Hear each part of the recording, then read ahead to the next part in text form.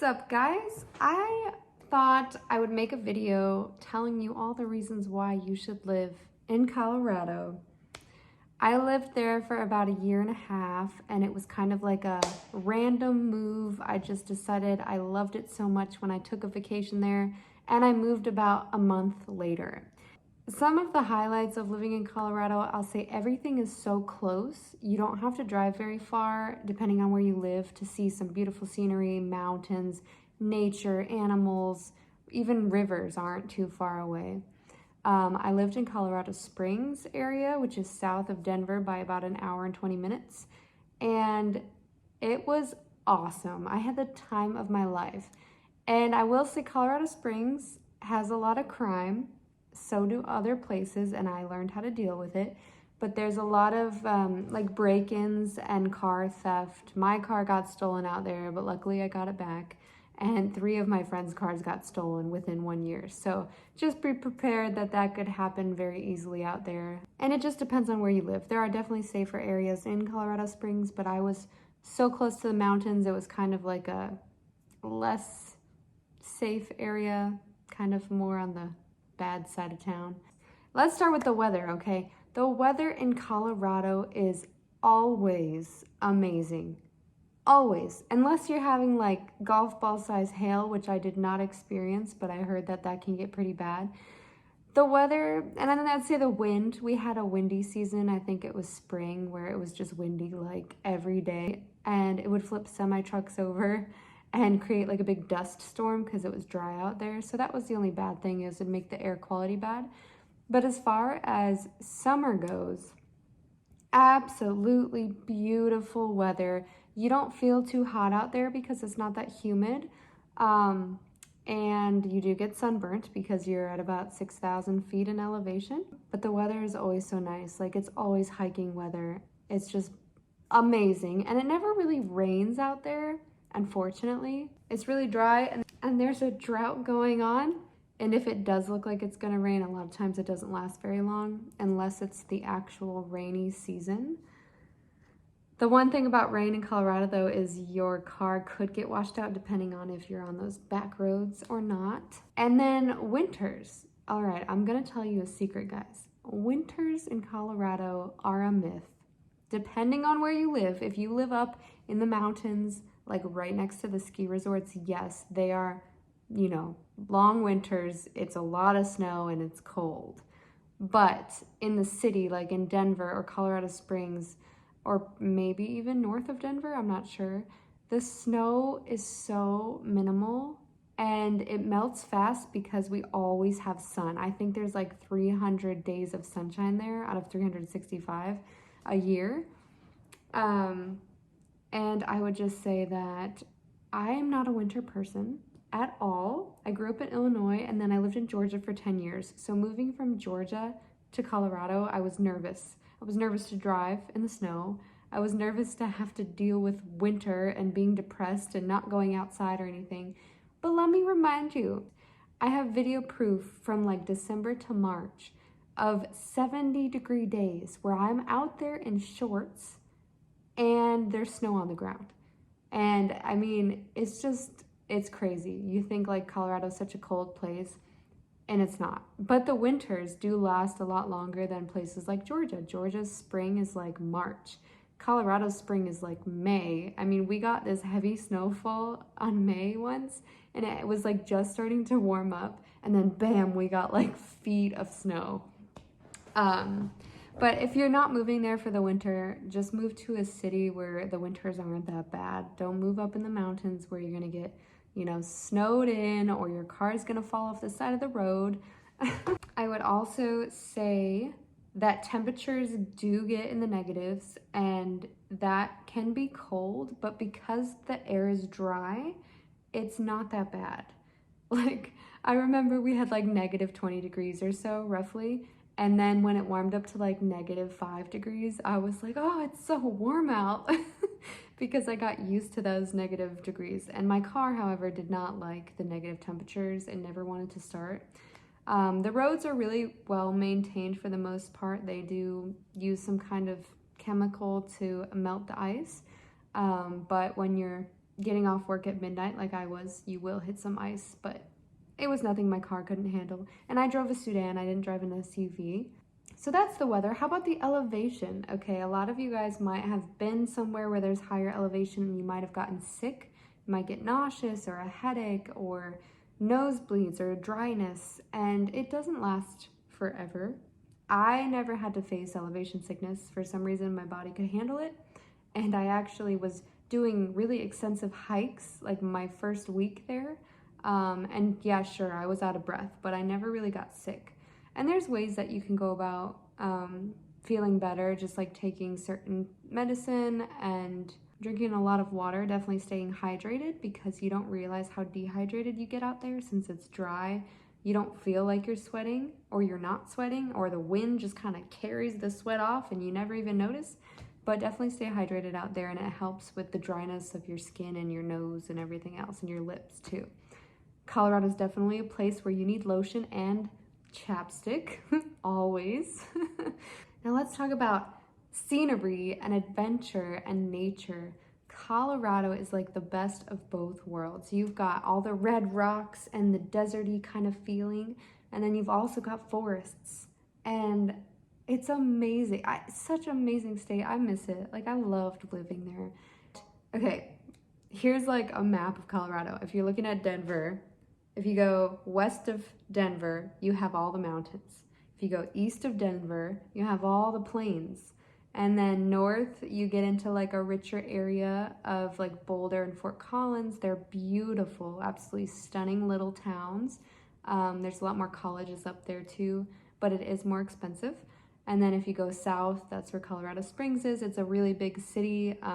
It has a lot more options if you're on a lower budget. And it also has a lot of great scenery. It has the famous Pikes Peak and Garden of the Gods. And if you keep going south, you'll hit the Comanche grasslands, which is just like a beautiful grasslands. And I used to go out there a lot to look for snakes and reptiles and stuff. And that's where you find all of the reptiles. So if you don't like reptiles very much, don't worry, you won't really run into them that often. And if they're on the trail, you can easily just step around them or shoo them away.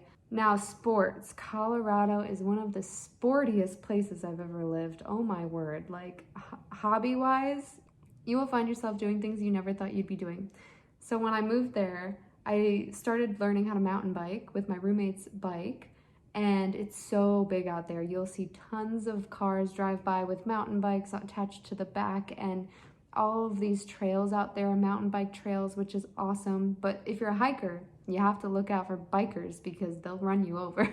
So mountain biking is very, very huge out there. So is dirt biking. And I got a chance to dirt bike a couple times out there, which was fun. I didn't get to go to the very top of the beautiful mountains, but I did get to go out south of where I live, and it was gorgeous. Hiking, one of my favorite things to do. Hiking is so big out there, and there's so many places to hike. The beautiful thing about Colorado is no matter where you live, there's probably a trail like 5 to 10 minutes away that gives you a mountain view or a city view or a sunset or sunrise view. It's just like, you can never go wrong if you just take a walk anywhere, even on the sidewalk somewhere. There's also a good range of hiking you can do, like easy to totally difficult. I got to do all of that. I got to hike up 14ers. I got to hike like 8 miles on the very top of a 14er, which is a 14,000 foot mountain. Since my field is wildlife biology, I did a lot of research at the top of those peaks looking for bighorn sheep. Also saw a lot of marmots and pika and elk and deer. It's just awesome, you guys. I'm just missing it just talking about it all. Fishing. Fishing is a huge Colorado sport out there. Fishing and hunting, but fishing first. They have absolutely stunning rivers out there, and some of the rivers are a little further away. For me, in Colorado Springs, it would probably take like maybe an hour to an hour and a half to get to a really good river with a lot of trout and nice mountain background. And as far as lakes go and like lake sports, so Colorado seems to use their lakes more for sport, like fishing or wakeboarding or skiing and stuff like that. I worked at a boat ramp for 3 months, so I also got to see what people were doing out there. And then hunting, oh my gosh, hunting is huge out there because Colorado has some of the greatest animals that you can hunt and harvest so much meat from. And I used to be so against hunting. I hated hunting. And after moving there and working in the hunting office where I had to sell hunting licenses, I found myself learning how to hunt with all of the game wardens around me, and they taught me a lot of stuff. And so there's so much hunting out there, like from small game to big game. I got to hunt doves and eat them.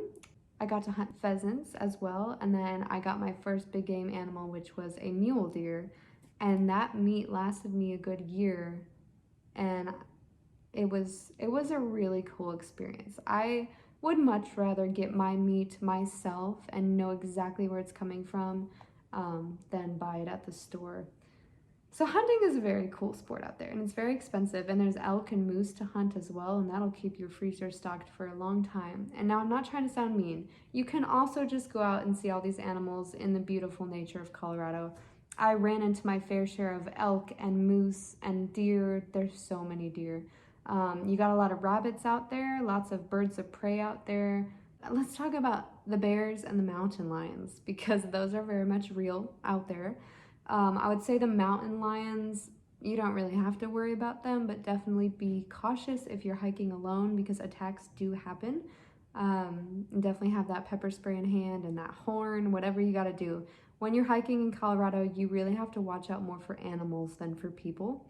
And as far as bears go, bears don't really attack people much in the woods, but they do come into town and they do go into houses and trash. And I got to work firsthand with catching bears, and a lot of them had to be put down, unfortunately, because they only get 2 strikes, I believe, before they are put down. So if one bear goes into a house 2 times, it's out, which is really sad, and that's on us. We need to learn how to pick up our trash, get bear-proof trash cans, and keep everything locked away. But bears will sometimes just like break into your window as well and just go in your house to eat your dog food. So it's something that's part of living in Colorado for sure. And then moose attacks. Moose attacks do happen a little more frequently, especially with mom mooses and their calves.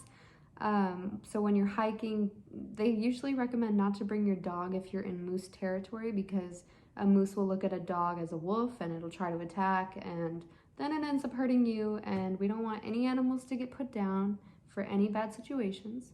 So that's something to be aware of as well. Also skiing. I totally forgot skiing and snowboarding as a hobby. Skiing and snowboarding is huge out there because they have so many different resorts and they're all beautiful.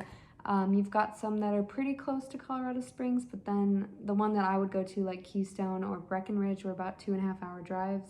So that was hard. I only went 3 times while I lived there. I wasn't a big fan of winter sports or skiing. And we would do that drive in one day, so it was like stuck in traffic through Denver, and just it was exhausting. And then I ended up crashing my car too into a snowbank, and there were like 3 different cars that stopped to help pull me out. So people are very generous out there. Oh, rock climbing is also a huge sport out there, and bouldering if you're into that. There's just so many outdoor sports out there. Like snowshoeing is something else you can do. So people don't really stop in winter in Colorado. It's like you got summer sports and then you got winter sports, and it's go, go, go, go, go, always. Now let's talk about the amazing national parks. I think there's only 2. I might be wrong, but the 2 that I've been to are Rocky Mountain National Park and the Great Sand Dunes National Park. And Rocky Mountain National Park was only like a 2-hour drive for me, and so I did go a couple of times, and I just stayed up there and I hiked some of the trails in the park, which were stunning. Oh my gosh, the water will be like aqua colored, like it's just so beautiful, and you'll see a lot of wildlife in Rocky Mountain National Park. So if you haven't seen an elk or a moose yet, definitely go there. And then the Great Sand Dunes National Park as well. That was like 3 hours from me from Colorado Springs, and it's like south. That was really cool too. It's definitely hard to hike up sand, I will say. I was sick at the time too, so I was probably a little cranky, but hiking up the sand, and when the wind blows, oh my gosh, the sand feels like needles in your legs. Just be prepared for wind and storms and all of that good stuff. Another really great 14er is Mount Evans, which was beautiful. You can drive, Mount Evans and Pikes Peak are two 14ers that you can drive to the top of. So for those of you who don't want to hike up to 14,000 feet in elevation on a really steep incline, just take the scenic route and drive, and you can still see all the same wildlife and the beautiful view and the sunset. And it's crazy scary too, the road that you get to drive to get to the top of these cliffs. That is something truly that's unreal to do, is be that high up in elevation. As far as living costs go, yes, Colorado is one of the more expensive states in the US, but you make it work. I kind of view it as, if you want to live somewhere, if everybody else is able to live there too, you're gonna be just fine. I feel like there's always a balance per state for like minimum wage and how much people get paid and the cost of living. And sure, it might look expensive to outsiders, but when you're actually there, you're gonna say, oh, I can do this. For my apartment with one roommate, it was a 2-bedroom apartment. It had all this great stuff like a gym, a laundromat, a pool, a hot tub. I only paid $600, I think $650 a month, and that was half rent. So total, it was like $1,400. $1,400 a month for 2 people to live in a great apartment. Even in Georgia, Georgia is a much cheaper state with a much lower minimum wage. Georgia is still charging like way more than that for a 2-bedroom apartment or even a single-bedroom apartment. So as far as apartment shopping goes, you guys will be just fine. But house shopping, I don't know anything about that yet. I have not owned a house. I know they are expensive out there, but if you believe it, you can make it happen. So don't let that stop you. Okay, so as far as the people and the culture and the food, I loved it, okay? Where I lived in Colorado Springs, there were a lot of young people my age. I'm 25, so there were a lot of people in that like 20 to 30 range, single, don't have any family there, and they were all like transplants. We were all just like one big family when we took all of our individualness and brought it together, if that makes sense. Which I loved, because right now in Georgia, I'm in like a family-oriented town right next to a bunch of high schools, and I don't fit in here. There's no one else my age who's single, who's like looking for adventure. This is where people raise kids. But Colorado, on the other hand, you can make friends so very easily from all of these people from all over the world moving there.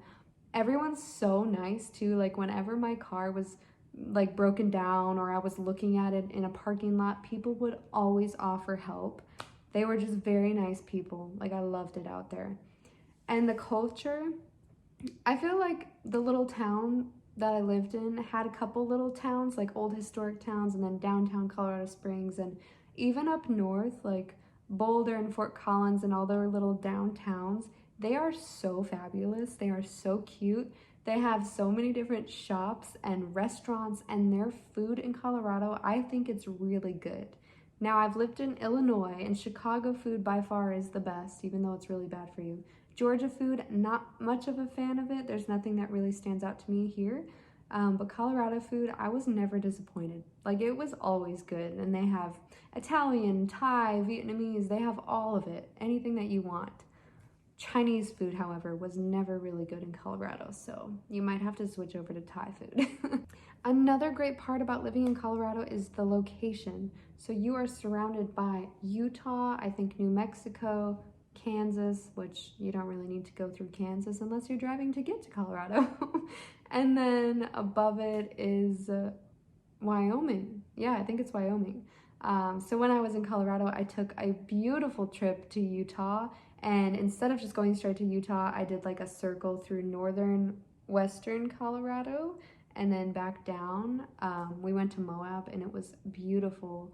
And just to be able to drive through that part of Colorado, like northwestern, there's a lot that you wouldn't have been able to see because it's just so cool. It's so cool. It's so different than Colorado Springs. You go through all these different types of environments, and then the mountains slowly disappear, and then you start to get into Utah, and it's all red and canyons, and it was awesome. So if you're smack dab in the middle of the western United States, you have all these other options of places to explore.